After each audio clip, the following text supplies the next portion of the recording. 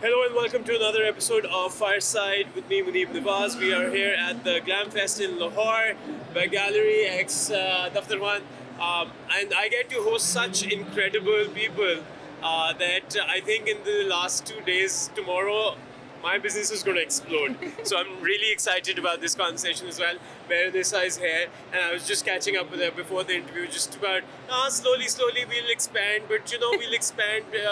करेंगे अभी तो हम सिर्फ यूके में हैं, यूएस में हैं, यूएई में हैं, पाकिस्तान में हैं, सिर्फ अफ्रीका रह गया बट अभी स्लोली हम एक्सपैंड कर रहे हैं. I love that. I think that is so awesome that the humility is just overflowing. Mehrunisa, tell me, when did this If Then Else brand start? So we started like a year and a half ago, and Exactly, a year and a half ago. UK, and we're taking baby steps. I just told him that. Exactly. So we started a year and a half ago, and basically the research took a lot of time. So that's where I wanted to invest a lot of time because I think that if the product is well thought of, then it performs really well. You can sink in the market as soon as you launch. Why did you place yourself out of UK? So when we started, I was basically seeing my brand in the whole world. And I had heard a story of a brand that couldn't really go places because its website was .pk. That is a very sad thing, and I wish that we have more people who could change this for us. And because of the political and economic situation in our country, things are very tricky for businesses and industries. So since I wanted my brand to be a part of the world, I had to make sure that the access was easy. So I had to partner up with people in the UK. Plus, the thing is that we're still growing as a country, and the benefit of partnering up with people who are already so experienced in the industry, we learn a lot of things. We get access to a whole new market. We understand a lot more things than we could if we just work on our own. Tell me, before this, how did you get into this? So I was a digital marketing specialist before this, and I was, as I just told you, I was working for different brands. I was making them successful, and story after story, every client was calling me and saying, "इतनी million की sales हो गई, इतनी million की sales हो गई," and I was like, "Yeah, wow, I have this skill, so why not use it for myself?" So slowly, I just, I don't know, I was just having this conversation with my brother that I really want to do something of my own. And he said, just sit down and write, and maybe one day you'll figure it out. And then I was just writing, and after a few days, this is what I wanted to do. I just chose one industry, which I really liked, and then I started the research, and here I am. The thing that you mentioned that you really liked was a very important part of your decision making, because a lot of people choose to do things that other people are doing that they may or may not like. Yes. And when you like something, there's passion, then everything just becomes easier to do.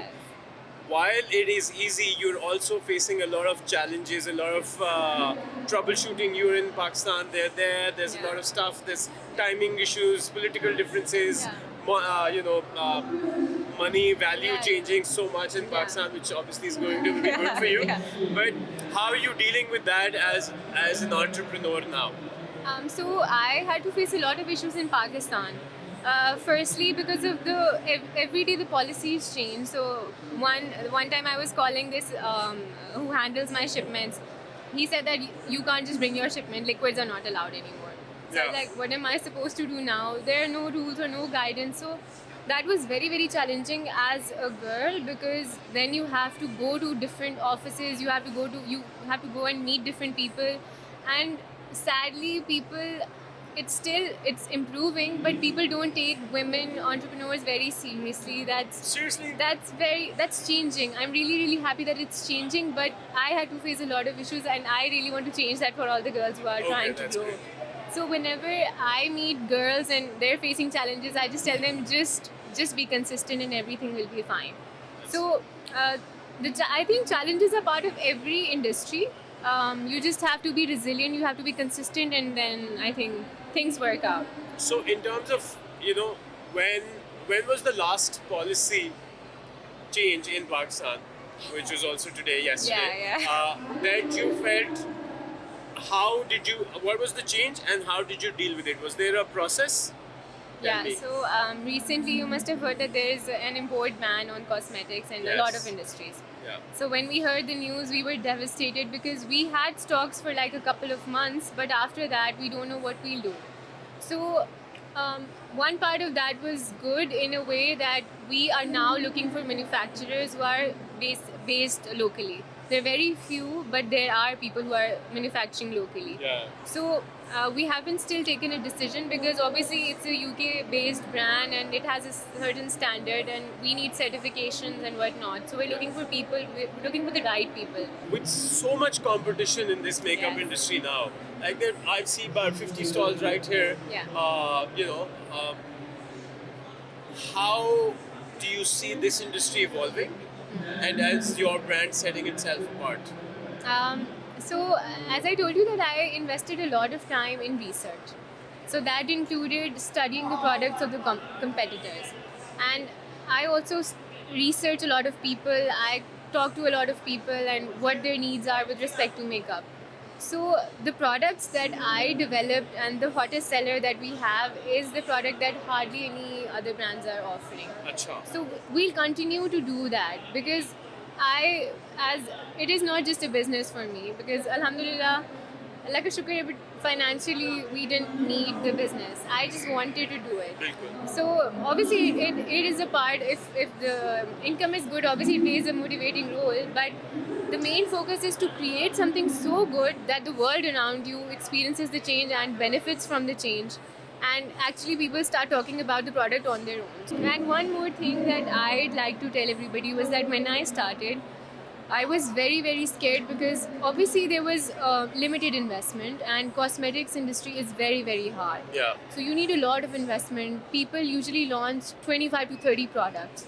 I launched it in Pakistan and UK with one product. And Wow. people were telling me, don't do it, get more investment, save more money. And I said, I just want to do it. If the product is good, it will give me the money to make more products. And that's something that I talk about very often. That as soon as you start listening to other people, Yeah.